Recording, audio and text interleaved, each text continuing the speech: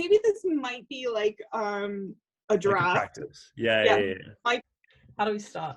Intro music?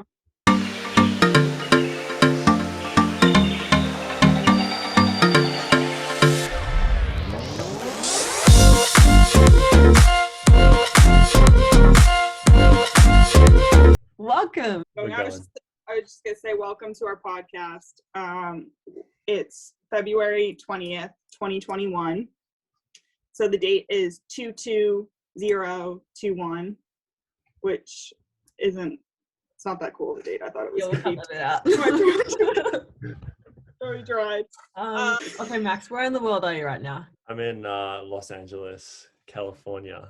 I'm in the film industry, so like I up until Thursday I was in editing, so I would like help the post-production team of like documentaries and stuff kind of, you know, like edit their movies together.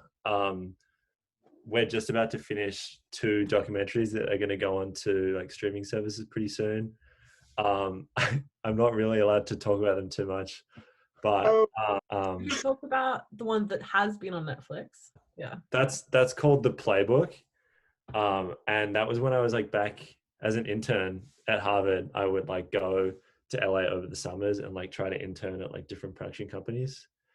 So I worked on The Playbook, which is like a Netflix documentary series where it's like a bunch of different coaches and stuff that are all really good at their craft, and it just like focuses on them and like why they're so good at coaching. How did you fit into like producing that? So it was like after the filming had been done, you were working more with editing? I was credited as a post-production intern, which is essentially just like doing whatever is asked of you in post. You know, like sometimes it's a little bit of editing, sometimes it's like more legal stuff, other times it's just like logging footage. I think what a lot of people like don't realize about like film crews and film production is that there's like just a lot of like mundane parts of it. It's just like you have to do spreadsheets, and like just keeping track of the insane amount of footage that you get is like so important, and there are so many like jobs around that. Like I am going to start on March 1st as a production coordinator for Delirio Film. So I have to like book the location, book like the COVID testing, make sure that we have all the crew and like the sound people. Like it's just like a whole thing. This is it. This is my first real job in the film industry, and it means I get to stay in the country as well. So long-term goals, are you like thinking like, oh, after 2 years, maybe go back to Australia and do film production there? Or maybe I would really like to kind of start my own production company and like be a producer in Australia. I think there's like a lot of opportunity for film right now in Australia. Yeah. So how does that work if you're in charge of like a production company? I'm not familiar. Do you have like a main focus, like mostly doing nonfiction documentaries or fiction stories? I think ultimately I want to do like a bit of both, because the nonfiction world I feel like is really picking up. For example, one of our classmates who I hope you get on the podcast is Lance Oppenheim, and he is like a brilliant filmmaker. He just released Some Kind of Heaven. It's on like every streaming service right now. Really? What's it called? Some Kind of Heaven, and it's a documentary about the Florida like retirement village. What's it called? Well, my grandparents. Oh, it's the Villages. Yeah, the Villages. They retired. They live in the Villages. He did it for his thesis project, and it was just like so good that he just kept getting footage until he like just made this feature film of like these interesting characters in the Villages, and it's beautifully shot. Why I'm saying that is that like there are so many up and coming like fresh perspectives that will be in the documentary world. It's just incredible. What should we be expecting from you, Max, in the future? I will be working as a production coordinator on the new Magic Johnson documentary that's going to come out. So it's like the Last Dance equivalent for Magic Johnson. Oh, wow. Yeah, very cool. It'll be great.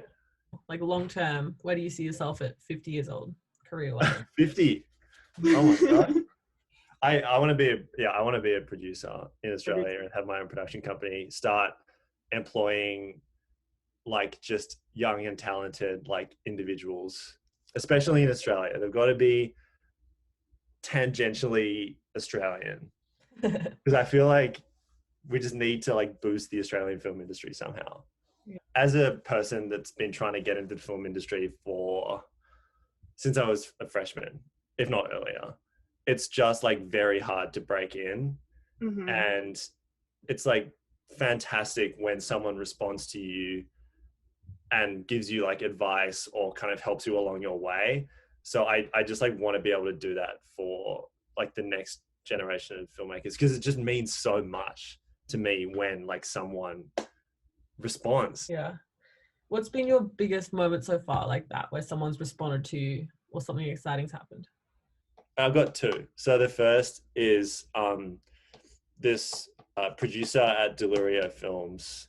I was given an internship there in my sophomore year, and she also went to Harvard. Her name is Zoe, and she just like was really kind to me and like gave me a lot of tasks, but tasks that required a little bit of like brain power, which I really appreciated.